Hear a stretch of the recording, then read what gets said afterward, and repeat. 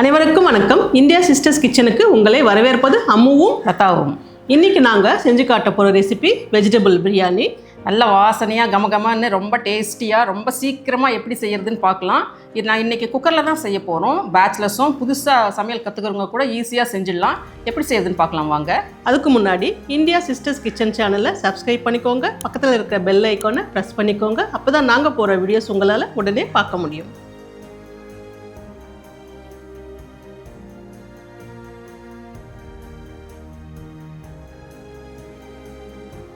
முதல்ல அடுப்பு ஆன் பண்ணி ஒரு குக்கரை வச்சுருக்கோங்க.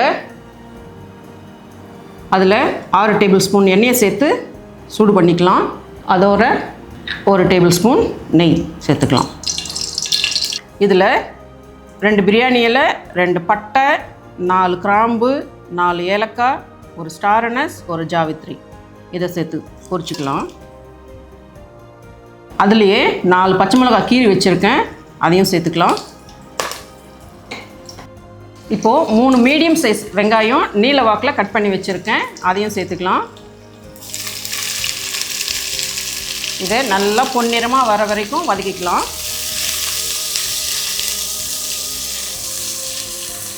வெங்காயம் நல்லா வதங்கிடுச்சு பொன்னிறமாக. இப்போ இஞ்சி பூண்டு சேர்த்துக்கலாம். இதில் 3 டேபிள் ஸ்பூன் இஞ்சி பூண்டு பேஸ்ட் இருக்குதுங்க, அதை சேர்த்துக்கலாம்.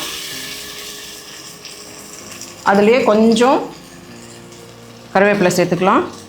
இப்போ இதையும் பச்சை வாசனை போகிற வரைக்கும் வதக்கிக்கலாம். இஞ்சி பூண்டு போட்டதுமே கலக்கி விட்டுட்டே இருங்க, இல்லைன்னா அடி பிடிச்சிடும். இப்போது இஞ்சி பூண்டு பச்சை வாசனை போயிடுச்சுங்க. ஒரு 1/2 கைப்பிடி அளவுக்கு புதினாவை சேர்த்து கலந்து விட்டுக்கலாம்.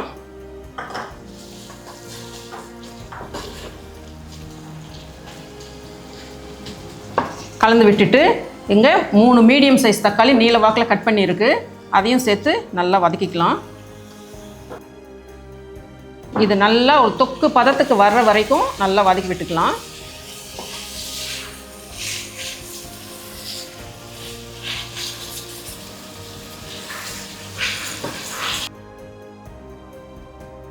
தக்காளி நல்லா வதங்கிடுச்சுங்க. இப்போது இதில் 3 டேபிள் ஸ்பூன் அளவுக்கு மிளகாத்தூள், 1/2 டீஸ்பூன் மஞ்சத்தூள் போட்டு பச்சை வாசனை போகிற வரைக்கும் வதக்கிக்கலாம்.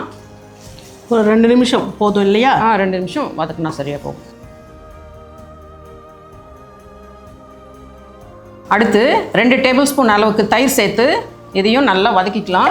எண்ணெய் பிரிஞ்சு வர வரைக்கும் வதக்கி விட்டுக்கலாம் சிம்மில் வச்சு. இப்போது 1 கேரட் கட் பண்ணி வச்சுருக்கேன், அதை சேர்த்துக்கலாம். ஒரு உருளைக்கிழங்கு, ஒரு 5 பீன்ஸு கட் பண்ணியிருக்கு, அதையும் சேர்த்துக்கலாம். ஒரு 10 பீஸ் காலிஃப்ளவர், ஒரு 1/4 கப் பச்சை பட்டாணி. வெஜிடபிள்ஸ் உங்கள் சௌகரியங்க, உங்களுக்கு எவ்வளோ தேவையோ அந்த அளவுக்கு சேர்த்துக்கலாம். இதை நல்லா கலந்து விட்டுக்கலாம். ஒரு 2 நிமிஷம் வதக்கி விட்டுக்கலாம்.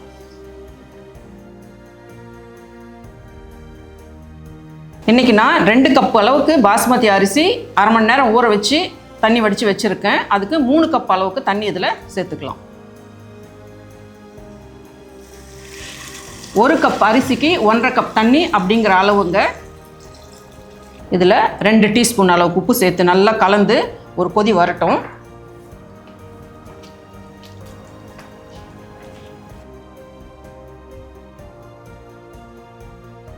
தண்ணி கொதிச்சுட்டு இருக்குங்க.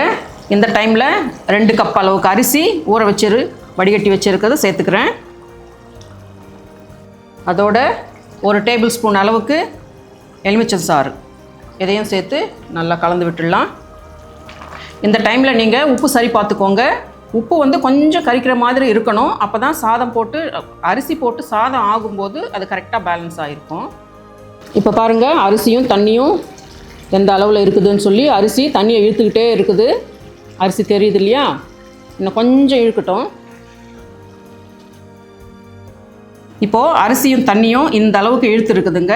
இந்த டைமில் இதுதான் கரெக்டான ஸ்டேஜ் இது. இந்த டைமில் 1/2 கைப்பிடி புதினா, ஒரு 1/2 கைப்பிடி அளவுக்கு கொத்தமல்லி, கொஞ்சம் கருவேப்பிலை, நெய்யில் வறுத்து வச்சுருக்கிற 10 முந்திரி, இது ஆப்ஷனல் தாங்க, உங்களுக்கு வேணும்னா போட்டுக்கலாம், இல்லைன்னா பரவாயில்ல. நல்லா கொஞ்சம் டேஸ்ட் கொடுக்கும் எக்ஸ்ட்ரா. 1 டேபிள் ஸ்பூன் நெய் சேர்த்து லைட்டாக கலந்து விட்டுட்டு மூடி போட்டுட்டு வெயிட் போட்டு 10 நிமிஷம் சிம்மில் வச்சு 10 நிமிஷம் கழித்து ஆஃப் பண்ணிடலாம். 10 நிமிஷம் ஆயிடுச்சுங்க. ஆஃப் பண்ணிவிட்டு இறக்கிடலாம்.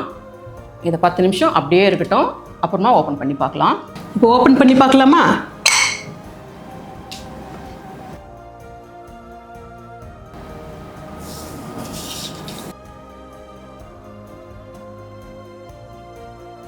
இப்போது இது மெதுவாக கலந்து விட்டு பார்க்கலாங்க. சைடில் இருந்து கலந்து விடணுங்க எப்போவுமே. இந்த ரைஸஸ் எல்லாமே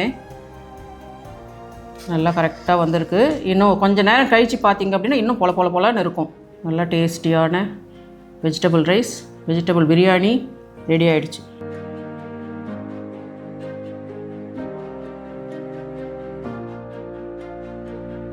வணக்கம் வெஜிடபிள் பிரியாணி ரெடி ஆகிடுச்சுங்க. நீங்களும் இதே விதமாக செஞ்சு பாருங்கள் உங்கள் வீட்டில். இந்த வீடியோ உங்களுக்கு பிடிச்சிருந்தா லைக் பண்ணுங்கள், ஷேர் பண்ணுங்கள், கமெண்ட் பண்ணுங்கள். இதே மாதிரி ஒரு நல்ல ரெசிபியோட அடுத்த வீடியோ பார்க்கலாம். நன்றி, வணக்கம்.